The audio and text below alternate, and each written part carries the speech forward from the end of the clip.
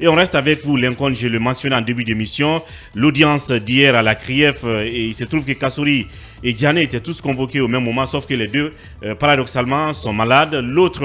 L'un sous perfusion, l'autre a trébuché. Et ça donne des frissons quand même à entendre que Diané a trébuché et qu'il s'est blessé au visage.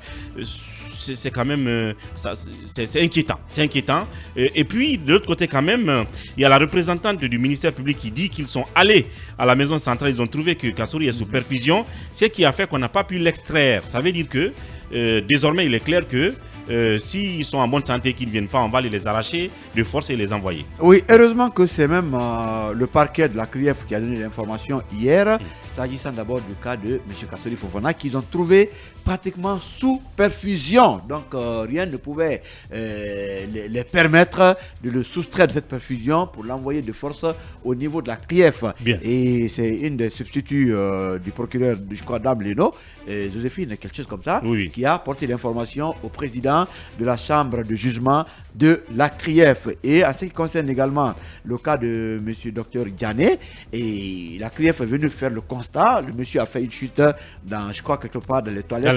Et il s'est blessé, en tout cas au niveau de la figure, ce qui pouvait aussi justifier qu'il ne venait pas. Mais une autre information, c'est qu'aujourd'hui, Dr Diané s'est séparé de ses avocats pratiquement. Ceux-ci ont rendu le tablier. Il est question maintenant de la constitution d'office, de constituer un autre groupe d'avocats. La demande aurait été faite à qui de droit, mais pour l'instant, ce n'est pas encore fait. Bien. Les jours à venir, on va voir ce qui va se passer. Toujours est-il qu'il y a des cas de maladie qui persistent.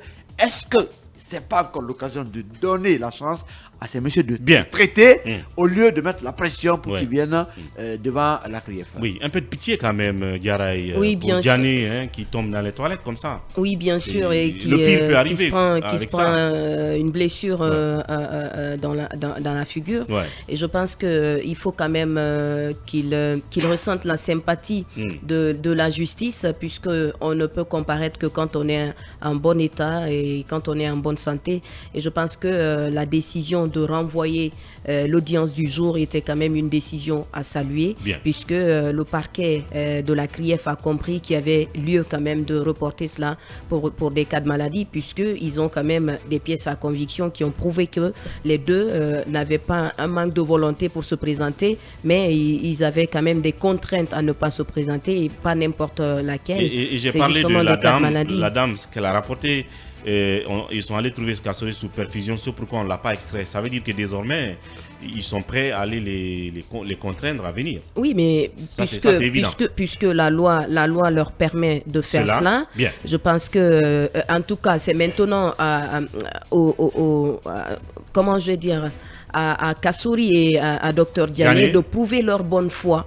Puisque la CRIEF quand même a prouvé cette bonne foi, de ne pas les extraire de force pour les amener, bien qu'ils soient malades. Donc c'est à eux maintenant de prouver leur bonne foi pour venir devant la chambre de jugement de la CRIEF. Alors ils sont respectivement attendus à la CRIEF pour l'un le 8 mai, ça c'est Dr Diané, et l'autre le 15 mai, Dr Kassory Fofana. En attendant ces rendez-vous, on gardera l'œil sur la maison centrale, sur leur situation de santé.